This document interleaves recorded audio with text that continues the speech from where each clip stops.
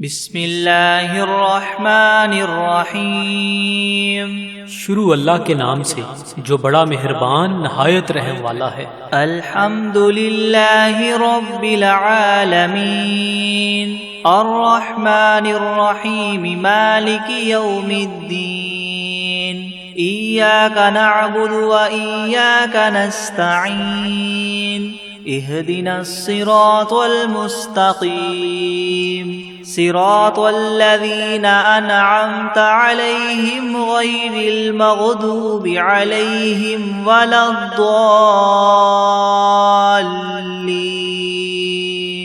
سب تعریفیں اللہ ہی کے لیے ہیں جو تمام جہانوں کا پالنے والا ہے، جو بہت مہربان نہایت رحم کرنے والا ہے، جو بدلے کے دن قیامت کا مالک ہے۔ اے اللہ، ہم تیری ہی عبادت کرتے ہیں اور تجھ ہی سے مدد مانگتے ہیں۔ ہمیں سیدھا راستہ دکھا، ان لوگوں کا راستہ جن پر تو نے انعام فرمایا، نہ کہ ان کا جن پر تیرا غضب نازل ہوا، اور نہ ہی گمراہوں کا۔ بسم اللہ الرحمن الرحیم۔ شروع کرتا ہوں اللہ کے نام سے جو بڑا مہربان نہایت رحم والا ہے۔ الف لام میم ذالک الکتاب لا ریب فیہ ھدی للمتقین الذین یؤمنون بالغیب ویقیمون الصلاة ومما رزقناہم ينفقون والذین یؤمنون بما انزل الیک وما انزل من قبلک وبالآخرة هم یوقنون اولئک علی ھدی من ربہم واولئک هم المفلحون۔ الف لام میم، یہ کتاب ایسی ہے جس میں کوئی شبہ نہیں، راہ بتلانے والی ہے اللہ سے ڈرنے والوں کے لیے۔ وہ اللہ سے ڈرنے والے لوگ ایسے ہیں یقین لاتے ہیں چھپی ہوئی چیزوں پر اور قائم رکھتے ہیں نماز کو،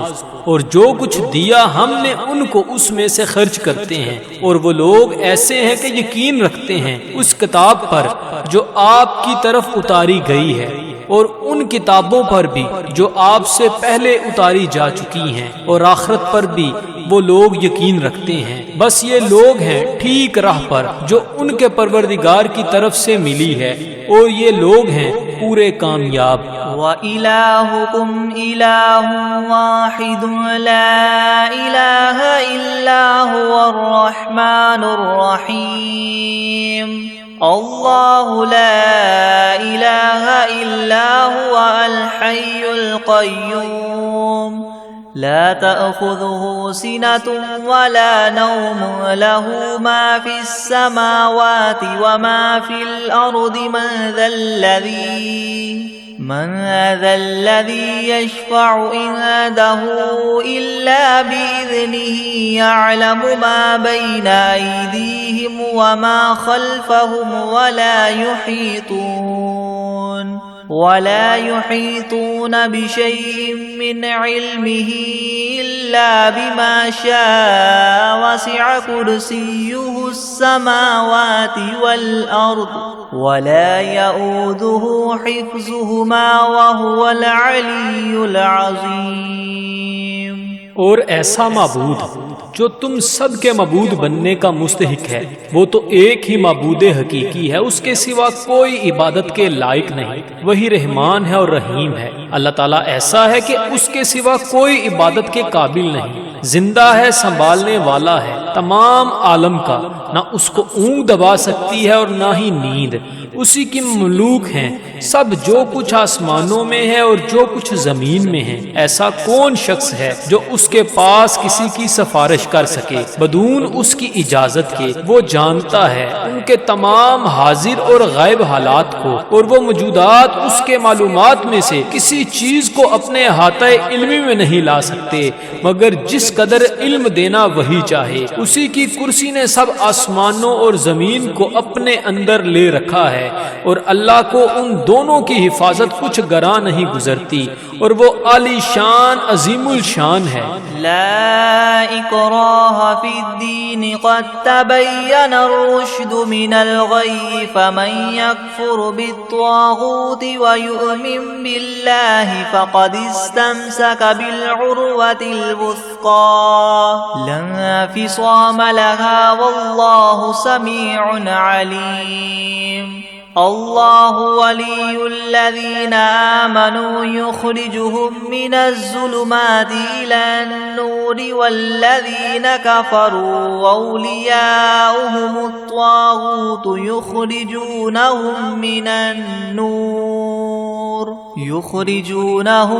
النور إلى الظلمات أولئك أصحاب النار هم فيها خالدون۔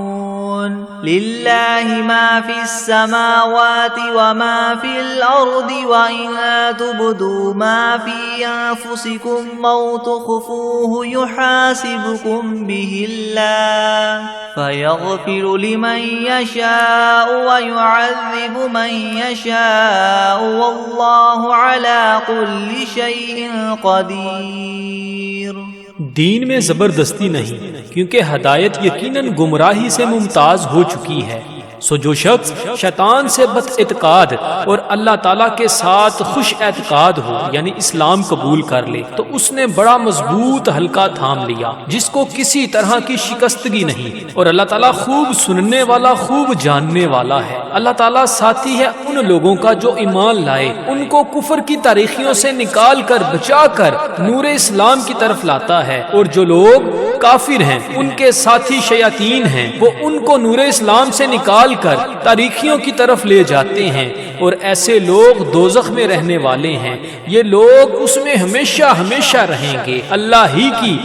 ملک ہیں سب، جو کچھ آسمانوں میں ہے اور جو کچھ زمین میں ہے، اور جو باتیں تمہارے نفسوں میں ہیں ان کو اگر تم ظاہر کرو گے یا پوشیدہ رکھو گے، حق تعالیٰ تم سے حساب لیں گے، پھر جس کے لیے منظور ہوگا بخش دیں گے، اور جس کو منظور ہوگا سزا دیں گے، اور اللہ تعالیٰ ہی ہر شے پر پوری پوری قدرت رکھنے والے ہیں۔ آمن الرسول بما انزل الیہ من ربہ والمؤمنون كل آمن باللہ وملائکتہ وکتبہ ورسلہ لا نفرق بین احد من رسلہ وقالوا سمعنا واطعنا غفرانک ربنا وإلیک المصیر۔ لا يكلف الله نفسا إلا وسعها لها ما كسبت وعليها ما اكتسبت ربنا لا تؤاخذنا إن نسينا أو أخطأنا ربنا ولا تحمل علينا إسرا كما حملته على الذين من قبلنا ربنا ولا تحملنا ما لا طاقة لنا به واعف عنا واغفر لنا وارحمنا أنت مولانا فانصرنا على القوم الكافرين۔ اعتقاد رکھتے ہیں رسول اس چیز کا جو ان کے پاس ان کے رب کی طرف سے نازل کی گئی، اور مومنین بھی سب کے سب عقیدہ رکھتے ہیں اللہ کے ساتھ اور اس کے فرشتوں کے ساتھ اور اس کی کتابوں کے ساتھ اور اس کے پیغمبروں کے ساتھ کہ ہم اس کے پیغمبروں میں سے کسی میں تفریق نہیں کرتے، اور سب نے یوں کہا کہ ہم نے آپ کا ارشاد سنا اور خوشی سے مانا، ہم آپ سے بخشش چاہتے ہیں اے ہمارے پروردگار، اور آپ ہی کی طرف ہم سب کو لوٹنا ہے۔ اللہ تعالیٰ کسی شخص کو مکلف نہیں بناتا مگر اسی کا جو اس کی طاقت اور اختیار میں ہو، اس کو ثواب بھی اس کا ہوتا ہے جو ارادے سے کرے، اور اس عذاب پر بھی اسی کا ہوگا جو ارادے سے کرے۔ اے ہمارے رب ہم پر داروگیر نہ فرمائیے اگر ہم بھول جائیں یا چوک جائیں، اے ہمارے رب ہم پر کوئی سخت حکم نہ بھیجیے جیسے ہم سے پہلے لوگوں پر آپ نے بھیجے تھے۔ اے ہمارے رب ہم پر کوئی ایسا بار دنیا یا آخرت کا نہ ڈالیے جس کی ہم کو سہار نہ ہو،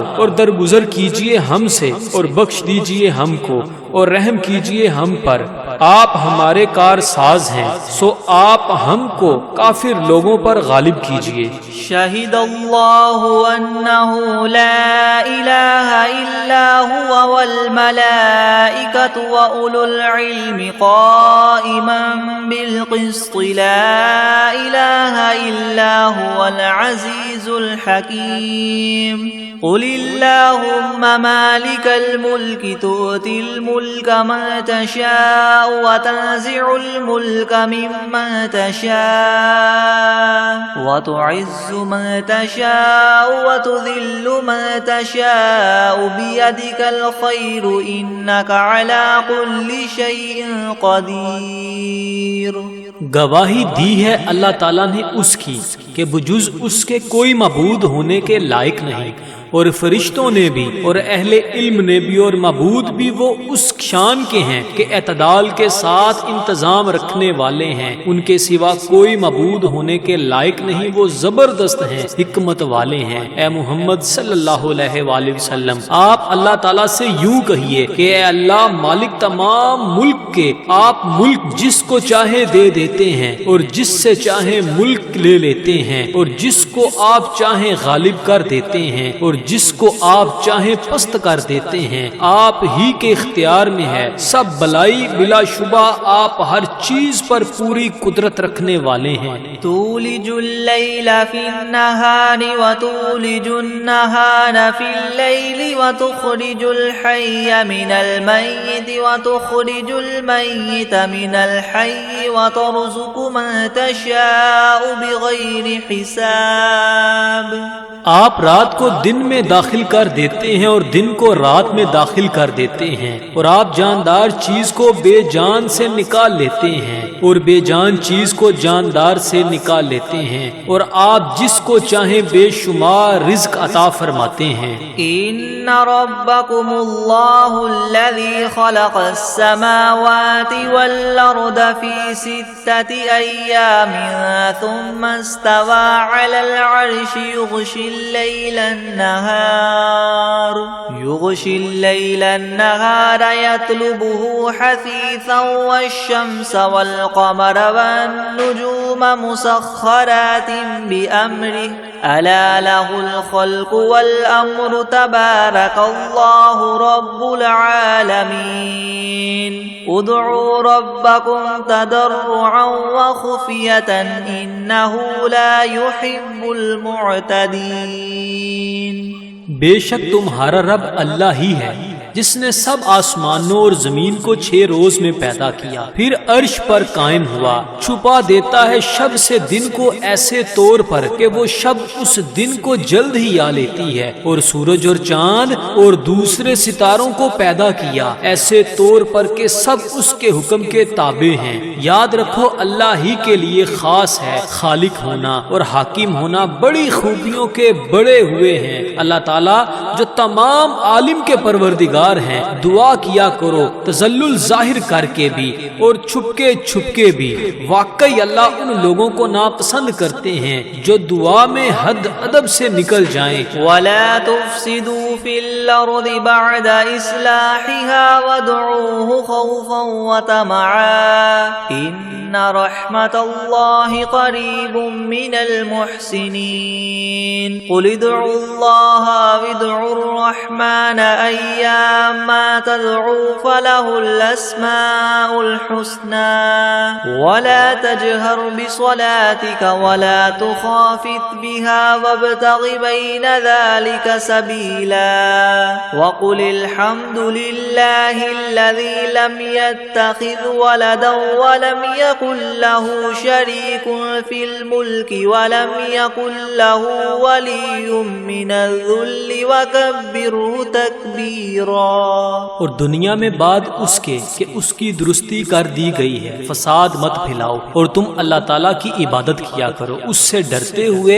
اور امید رکھتے ہوئے، بے شک اللہ تعالیٰ کی رحمت نزدیک ہے نیک کام کرنے والوں کے۔ آپ فرما دیجئے کہ خواہ اللہ کہہ کر پکارو یا رحمان کہہ کر پکارو، جس نام سے بھی پکارو گے سو اس کے بہت سے اچھے اچھے نام ہیں، اور اپنی نماز میں نہ تو بہت پکار کر پڑھیے اور نہ بالکل چھپ چھپکے چھپکے ہی پڑھیے اور دونوں کے درمیان ایک طریقہ اختیار کر لیجئے اور کہہ دیجئے کہ تمام خوبیاں اسی اللہ کے لیے خاص ہیں جو نہ اولاد رکھتا ہے اور نہ اس کی کوئی سلطنت میں شریک ہے اور نہ کمزوری کی وجہ سے اس کا کوئی مددگار ہے، اور اس کی خوب برائیاں بیان کیا کیجئے۔ افحسبتم انما خلقناكم عبثا وانکم الینا لا ترجعون فتعالى الله الملك الحق لا اله الا هو رب العرش الكريم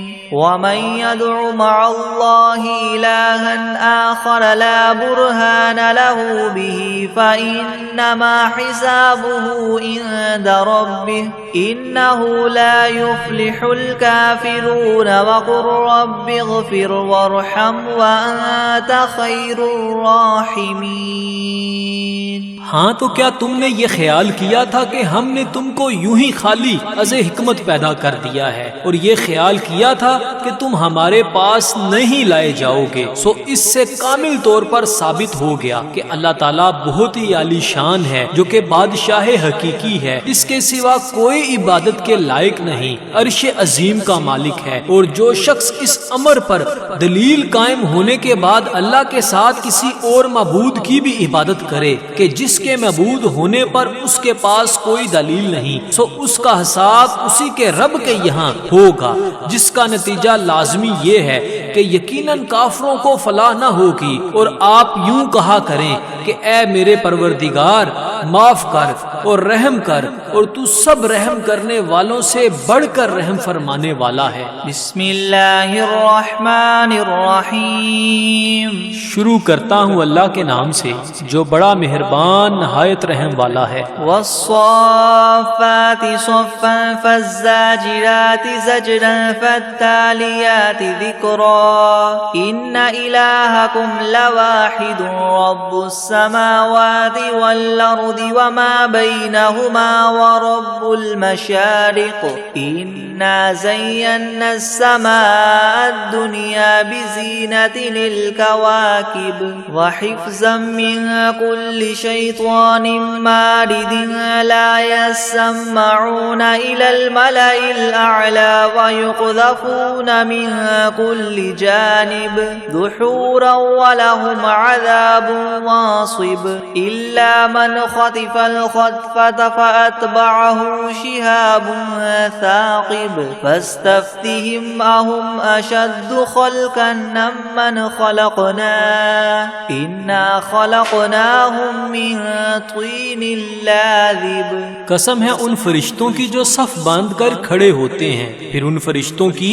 جو بندش کرنے والے ہوتے ہیں، پھر ان فرشتوں کی جو ذکر کی تلاوت کرنے والے ہیں کہ تمہارا معبود برحق ایک ہے، وہ پروردگار ہے آسمانوں اور زمین کا اور جو کچھ ان کے درمیان میں ہے، اور پروردگار ہے طلوع کرنے کے موقع کا۔ ہم نے رونق دی ہے اس طرف والے آسمان کو ایک عجیب آرائش یعنی ستاروں کے ساتھ، اور حفاظت بھی کی ہے ہر شریر شیاطین سے۔ وہ شیاطین عالم بالا کی طرف کان بھی نہیں لگا سکتے، اور وہ ہر طرف سے مار کر دھکے دیے جاتے ہیں، اور ان کے اس لیے دائمی عذاب ہوگا۔ مگر جو شیطان کچھ خبر لے کر بھی بھاگے تو ایک دہکتا ہوا شعلہ ان کے پیچھے لگا دیا گیا۔ تو آپ ان سے پوچھئے کہ یہ لوگ بناوٹ میں سخت ہیں یا ہماری پیدا کی ہوئی یہ چیزیں؟ ہم نے ان لوگوں کو چپکتی ہوئی مٹی سے پیدا کیا۔ یا معشر الجن والانس ان استطعتم ان تنفذوا من اقطار السماوات والارض فانفذوا لا تنفذون الا بسلطان فبأي آلاء ربكما تكذبان يرسل عليكما شواظ من نار ونحاس فلا تنتصران فبأي آلاء ربكما تكذبان فإذا انشقت السماء فكانت وردة كالدهان فبأي آلاء ربكما تكذبان فيومئذ لا يسأل عن ذنبه إنس ولا جان فبأي آلاء ربكما تكذبان۔ اے گروہ جن و انس، کہ اگر تم کو یہ قدرت ہے کہ آسمان اور زمین کی حدود سے کہیں باہر نکل جاؤ تو ہم بھی دیکھیں، نکلو، مگر بدون زور کے نہیں نکل سکتے اور زور ہے نہیں۔ سو اے جن و انس، تم اپنے پروردگار کی کون کون سی نعمتوں کے منکر ہو جاؤ گے؟ تم دونوں پر قیامت کے روز آگ کا شعلہ اور دھواں چھوڑا جائے گا، پھر تم اس کو ہٹا نہ سکو گے۔ سو اے جن و انس، تم اپنے رب کی کون کون سی نعمتوں کے منکر ہو جاؤ گے؟ غرض جب قیامت آئے گی جس میں آسمان پھٹ جاوے گا اور ایسا سرخ ہو جائے گا جیسے سرخ نری یعنی چمڑا، سو اے گروہ جن و انس، تم اپنے پروردگار کی کون کون سی نعمت کو جٹلاؤ گے؟ تو اس روز کسی انسان اور جن سے اس کے جرم کے متعلق نہ پوچھا جائے گا۔ سو اے گروہ جن و انس، تم اپنے پروردگار کی کون کون سی نعمت کو جٹلاؤ گے؟ لو انزلنا هذا القرآن على جبل لرأيته خاشعا متصدعا من خشية الله وتلك الأمثال نضربها للناس لعلهم يتفكرون هو الله الذي لا إله إلا هو عالم الغيب والشهادة هو الرحمن الرحيم هو الله الذي لا إله إلا هو الملك القدوس السلام المؤمن المهيمن العزيز الجبار المتكبر سبحان الله عما يشركون هو الله الخالق البارئ المصور له الأسماء الحسنى يسبح له ما في السماوات والأرض وهو العزيز الحكيم۔ اگر ہم اس قرآن کو کسی پہاڑ پر نازل کرتے تو اے مخاطب تو اس کو دیکھتا کہ خدا کے خوف سے دب جاتا اور پھٹ جاتا، اور ان مضامین عجیبہ کو ہم نے لوگوں کے لیے نفع کے لیے بیان کرتے ہیں تاکہ وہ سوچیں وہ ایسا معبود ہے کہ اس کے سوا کوئی اور معبود بننے کے لائق نہیں۔ وہ جاننے والا ہے پوشیدہ چیزوں کا اور ظاہر چیزوں کا، وہی بڑا مہربان رحم والا ہے۔ وہ ایسا معبود ہے کہ اس کے سوا کوئی اور معبود نہیں۔ وہ بادشاہ ہے، سب عیبوں سے پاک ہے، سالم ہے، امن دینے والا ہے، نگہبانی کرنے والا ہے، زبردست ہے، خرابی درست کرنے والا ہے، بڑی عظمت والا ہے۔ اللہ تعالیٰ جس کی شان یہ ہے کہ لوگوں کے شرک سے پاک ہے، وہ معبود برحق ہے، پیدا کرنے والا ہے، ٹھیک ٹھیک بنانے والا ہے، وہ صورت بنانے والا ہے، اس کے اچھے اچھے نام ہے۔ سب چیزیں اسی کی تسبیح کرتی ہیں جو آسمان میں ہے اور جو کچھ زمین میں ہے، اور وہی زبردست حکمت والا ہے۔ بسم اللہ الرحمن الرحیم۔ شروع کرتا ہوں اللہ کے نام سے جو بڑا مہربان نہایت رحم والا ہے۔ قل اوحی الی انہ استمع نفر من الجن فقالوا انا سمعنا قرآنا عجبا يهدي الى الرشد فآمنا به ولن نشرك بربنا احدا وانه تعالى جد ربنا ما اتخذ صاحبة ولا ولدا وأنه كان يقول سفيهنا على الله شططا۔ آپ ان لوگوں سے کہیے کہ میرے پاس اس بات کی وحی آئی ہے کہ جنات میں سے ایک جماعت نے قرآن سنا، پھر اپنی قوم میں واپس جا کر انہوں نے کہا کہ ہم نے عجیب قرآن سنا ہے جو راہ راست بتلاتا ہے، سو ہم تو اس پر ایمان لے آئے اور ہم اب اپنے رب کے ساتھ کسی کو شریک نہ بنائیں گے۔ اور انہوں نے یہ بھی بیان کیا کہ ہمارے پروردگار کی بڑی شان ہے، اس نے نہ کسی کو بیوی بنایا اور نہ اولاد، اور ہم میں جو احمق ہوئے وہ اللہ کی شان میں حد سے بڑی ہوئی باتیں کہتے ہیں۔ بسم اللہ الرحمن الرحمن الرحیم. شروع کرتا ہوں اللہ کے نام سے جو بڑا مہربان نہایت رحم والا ہے. قل یا ایھا الکافرون لا اعبد ما تعبدون ولا انتم عابدون ما اعبد ولا انا عابد ما عبدتم ولا انتم عابدون ما اعبد لكم دینکم ولی دین. آپ ان کافروں سے کہہ دیجئے کہ اے کافرو میرا اور تمہارا طریقہ متحد نہیں ہو سکتا، اور نہ تو فی الحال میں تمہارے معبودوں کی پرستش کرتا ہوں اور نہ تم میرے معبود کی پرستش کرتے ہو، اور نہ ہی آئندہ استقبال میں تمہارے معبودوں کی پرستش کروں گا اور نہ ہی تم میرے معبود کی پرستش کرو گے. تو تم کو تمہارا بدلہ ملے گا اور مجھ کو میرا بدلہ ملے گا. بسم اللہ الرحمن الرحیم. شروع کرتا ہوں اللہ کے نام سے جو بڑا مہربان نہایت رحم والا ہے. قل هو اللہ احد اللہ الصمد لم یلد ولم یولد ولم یکن له کفوا احد.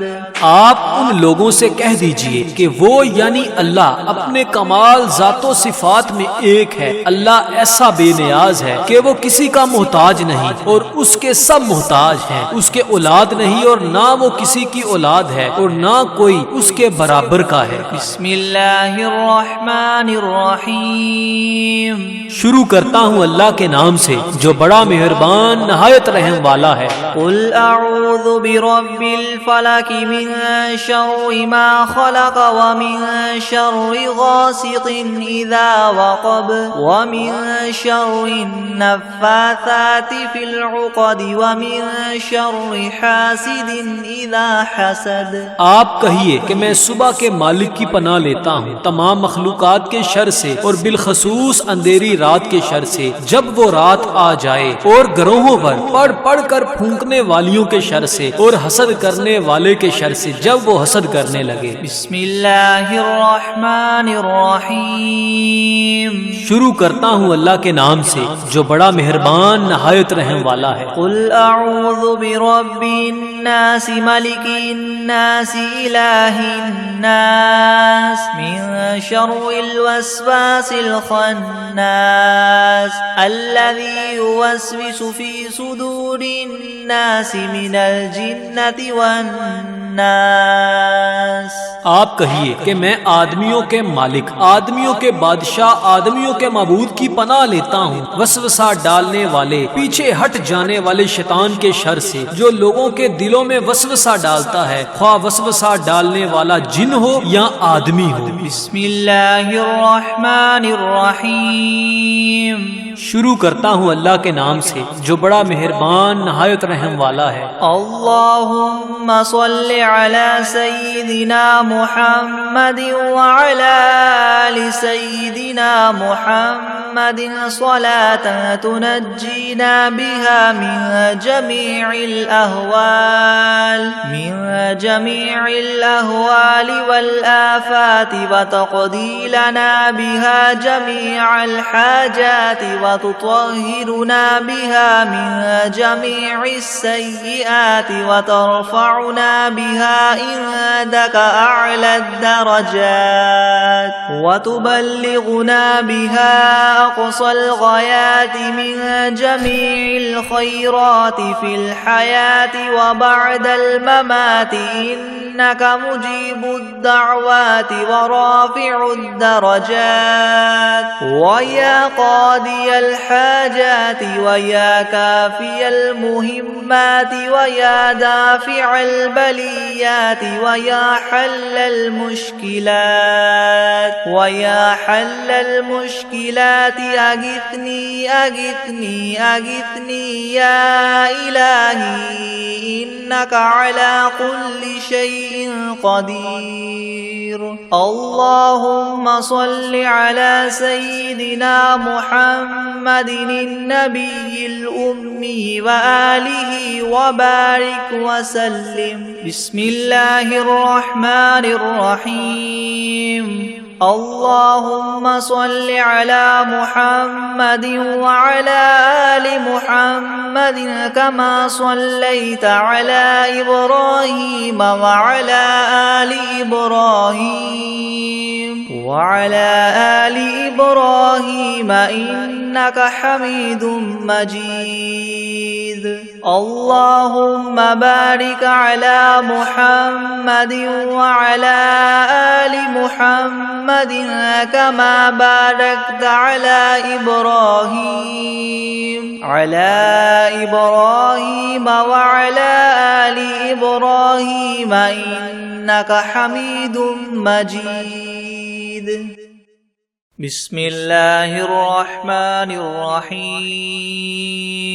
الحمد لله رب العالمين الرحمن الرحيم مالك يوم الدين. إياك نعبد وإياك نستعين. اهدنا الصراط المستقيم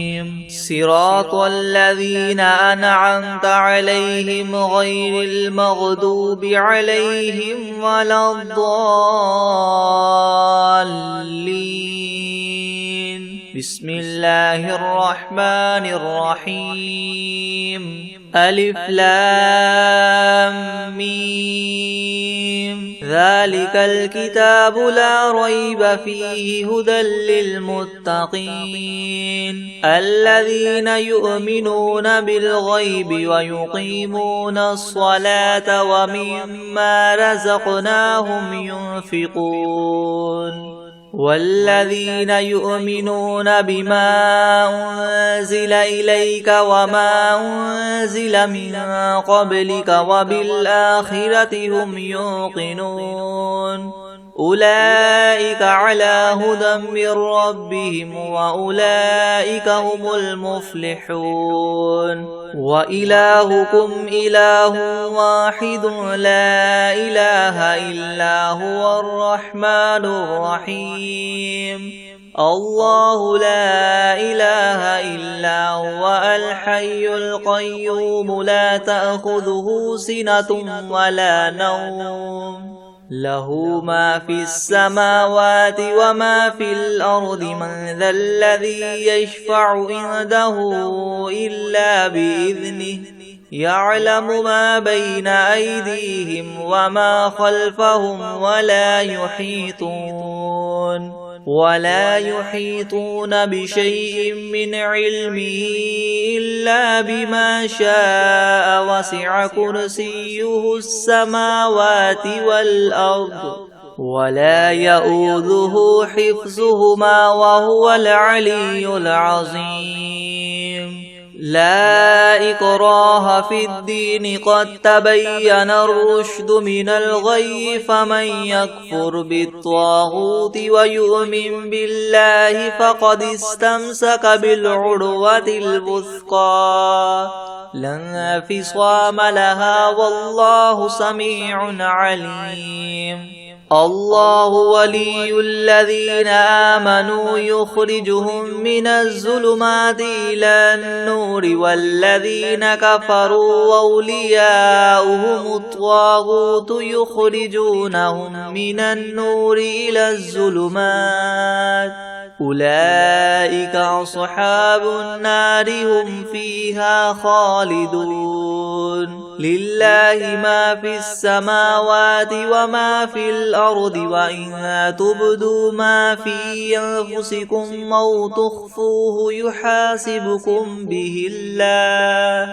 فيغفر لمن يشاء ويعذب من يشاء والله على كل شيء قدير. آمن الرسول بما أنزل إليه من ربه والمؤمنون كل آمن بالله وملائكته وكتبه ورسله لا نفرق بين أحد من رسله وقالوا سمعنا وأطعنا غفرانك ربنا وإليك المصير. لا يكلف الله نفسا إلا وسعها لها ما كسبت وعليها ما اكتسبت ربنا لا تؤاخذنا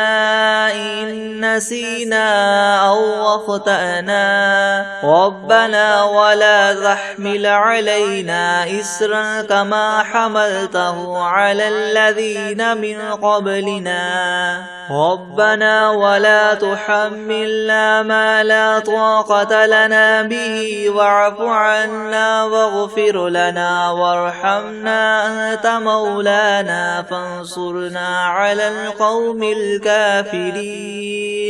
شهد الله أنه لا إله إلا هو والملائكة وأولو العلم قائما بالقسط لا إله إلا هو العزيز الحكيم قل اللهم مالك الملك تؤتي الملك من تشاء وتنزع الملك ممن تشاء وتعز من تشاء وتذل من تشاء بيدك الخير إنك على كل شيء قدير تولج الليل في النهار وتولج النهار في الليل وتخرج الحي من الميت وتخرج الميت من الحي وترزق من تشاء بغير حساب إن ربكم الله الذي خلق السماوات والأرض في 6 أيام ثم استوى على العرش يغشي الليل النهار يطلبه حثيثا والشمس والقمر والنجوم مسخرات بأمره ألا له الخلق والأمر تبارك الله رب العالمين ادعوا ربكم تضرعا وخفية إنه لا يحب المعتدين ولا تفسدوا في الأرض بعد إصلاحها وادعوه خوفا وطمعا إن رحمة الله قريب من المحسنين قل ادعوا الله أو ادعوا الرحمن أيما تدعوا فله الأسماء الحسنى ولا تجهر بصلاتك ولا تخافت بها وابتغ بين ذلك سبيلا وقل الحمد لله الذي لم يتخذ ولدا ولم يكن له شريك في الملك ولم يكن له ولي من الذل وكبره تكبيرا أفحسبتم أنما خلقناكم عبثا وأنكم إلينا لا ترجعون فتعالى الله الملك الحق لا إله إلا هو رب العرش الكريم ومن يدع مع الله إلها آخر لا برهان له به فإنما حسابه عند ربه إنه لا يفلح الكافرون وقل رب اغفر وارحم وأنت خير الراحمين بسم الله الرحمن الرحيم والصافات صفا فالزاجرات زجرا فالتاليات ذكرا إن إلهكم لواحد رب السماوات والأرض وما بينهما ورب المشارق إنا زينا السماء الدنيا بزينة الكواكب وحفظا من كل شيطان مارد لا يسمعون إلى الملأ الأعلى ويقذفون من كل جانب دحورا ولهم عذاب واصب إلا من خطف الخطفة فأتبعه شهاب ثاقب فاستفتهم أهم أشد خلقا ممن خلقنا إنا خلقناهم من طين لاذب يا معشر الجن والإنس إن استطعتم أن تنفذوا من أقطار السماوات والأرض فانفذوا لا تنفذون إلا بسلطان فبأي آلاء ربكما تكذبان يرسل عليكما شواظ من نار ونحاس فلا تنتصران فبأي آلاء ربكما تكذبان فإذا انشقت السماء فكانت وردة كالدهان فبأي آلاء ربكما تكذبان فيومئذ لا يسأل عن ذنبه إنس ولا جان فبأي آلاء ربكما تكذبان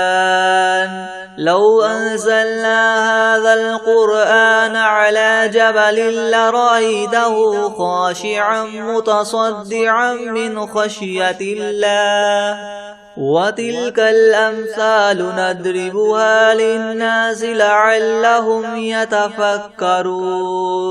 هو الله الذي لا إله إلا هو عالم الغيب والشهادة هو الرحمن الرحيم هو الله الذي لا إله إلا هو الملك القدوس السلام المؤمن المهيمن العزيز الجبار المتكبر سبحان الله عما يشركون هو الله الخالق البارئ المصور له الأسماء الحسنى يسبح له ما في السماوات والأرض وهو العزيز الحكيم بسم الله الرحمن الرحيم قل أوحي إلي أنه استمع نفر من الجن فقالوا إنا سمعنا قرآنا عجبا يهدي إلى الرشد فآمنا به ولن نشرك بربنا أحدا وأنه تعالى جد ربنا ما اتخذ صاحبة ولا ولدا وأنه كان يقول سفيهنا على الله شططا بسم الله الرحمن الرحيم قل يا أيها الكافرون لا أعبد ما تعبدون ولا أنتم عابدون ما أعبد ولا أنا عابد ما عبدتم ولا أنتم عابدون ما أعبد لكم دينكم ولي دين بسم الله الرحمن الرحيم قل هو الله أحد الله الصمد لم يلد ولم يولد ولم يكن له كفوا أحد بسم الله الرحمن الرحيم قل أعوذ برب الفلق من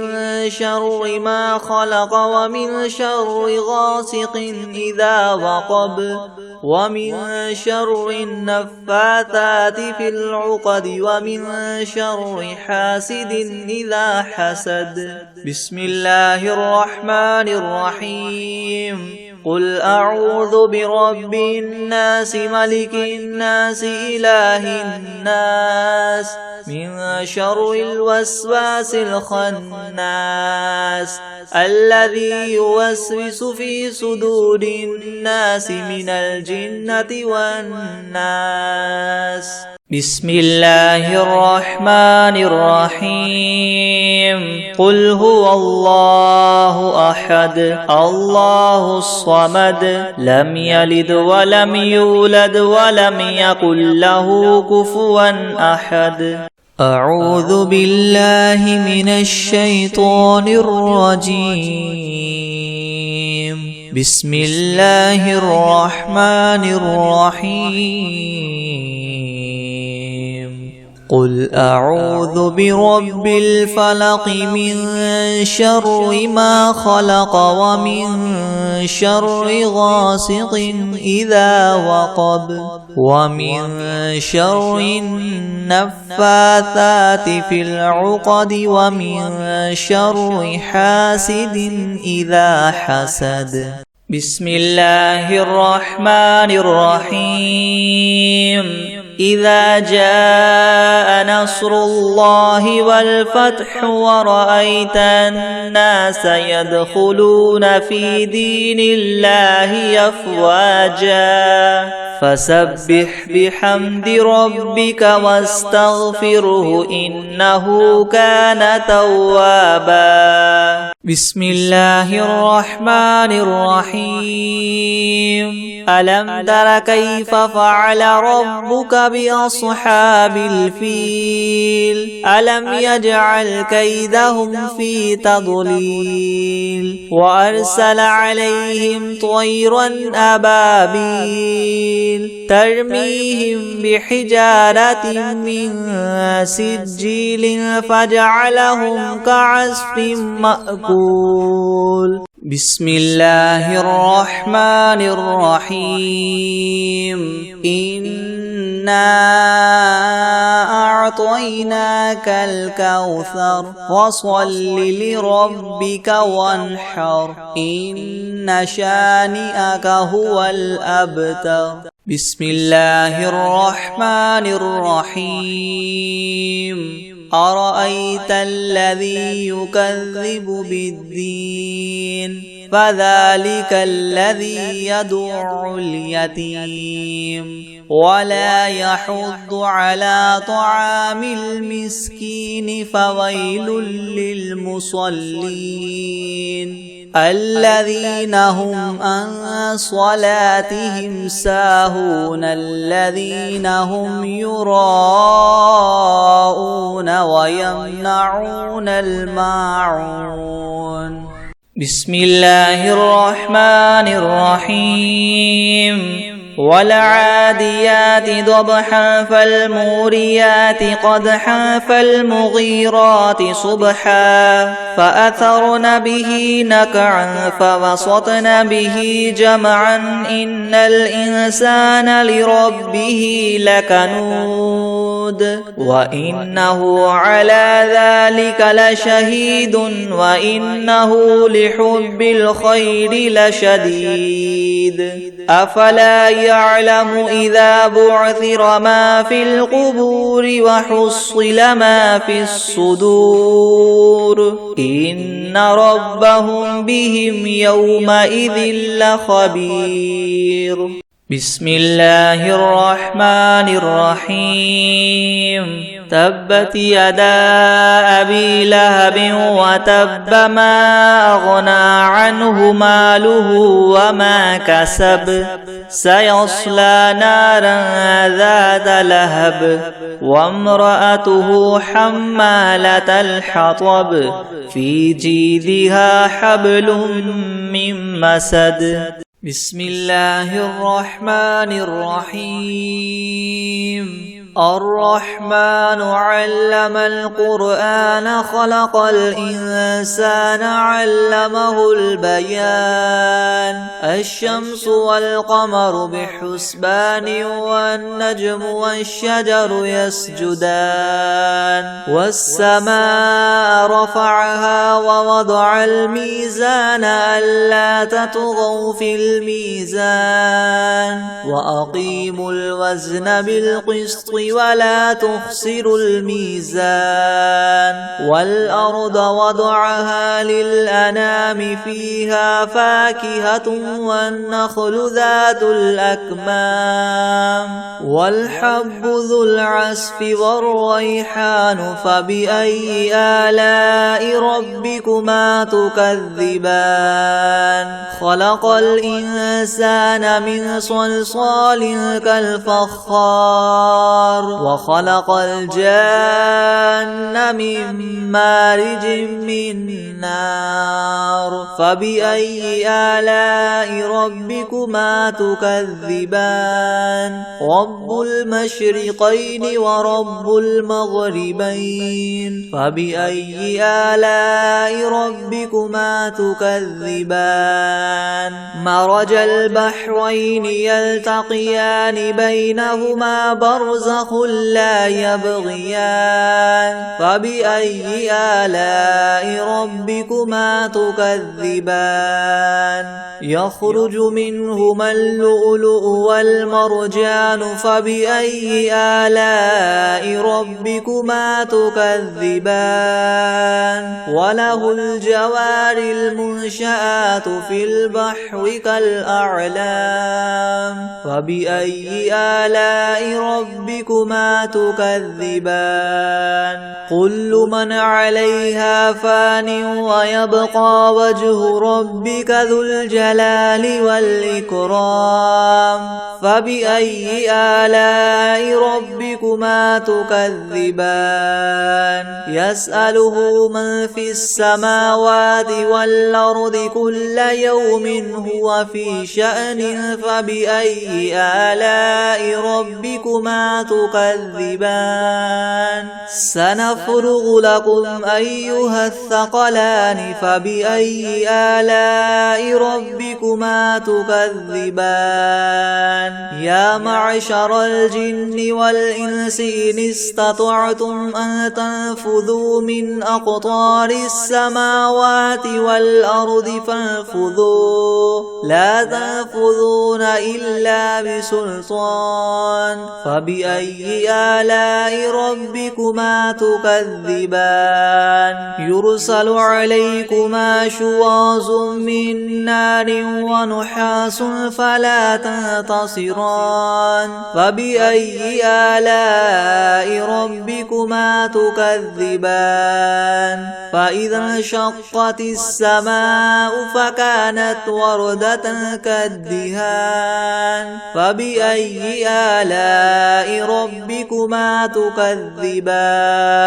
فيومئذ لا يسأل عن ذنبه إنس ولا جان فبأي آلاء ربكما تكذبان يعرف المجرمون بسيماهم فيؤخذ بالنواصي والأقدام فبأي آلاء ربكما تكذبان هذه جهنم التي يكذب بها المجرمون يطوفون بينها وبين حميم آن فبأي آلاء ربكما تكذبان ولمن خاف مقام ربه جنتان فبأي آلاء ربكما تكذبان ذواتا أفنان فبأي آلاء ربكما تكذبان فيهما عينان تجريان فبأي آلاء ربكما تكذبان فيهما من كل فاكهة زوجان فبأي آلاء ربكما تكذبان متكئين على فرش بطائنها من استبرق وجنى الجنتين دان فبأي آلاء ربكما تكذبان فيهن قاصرات الطرف لم يطمثهن إنس قبلهم ولا جان فبأي آلاء ربكما تكذبان كأنهن الياقوت والمرجان فبأي آلاء ربكما تكذبان هل جزاء الإحسان إلا الإحسان فبأي آلاء ربكما تكذبان ومن دونهما جنتان فبأي آلاء ربكما تكذبان مدهامتان فبأي آلاء ربكما تكذبان فيهما عينان نضاختان فبأي آلاء ربكما تكذبان فيهما فاكهة ونخل ورمان فبأي آلاء ربكما تكذبان فيهن خيرات حسان فبأي آلاء ربكما تكذبان حور مقصورات في الخيام فبأي آلاء ربكما تكذبان لم يطمثهن إنس قبلهم ولا جان فبأي آلاء ربكما تكذبان متكئين على رفرف خضر وعبقري حسان فبأي آلاء ربكما تكذبان تبارك اسم رب بسم الله الرحمن الرحيم قل هو الله أحد الله الصمد لم يلد ولم يولد ولم يكن له كفوا أحد بسم الله الرحمن الرحيم إنا أعطيناك الكوثر فصل لربك وانحر إن شانئك هو الأبتر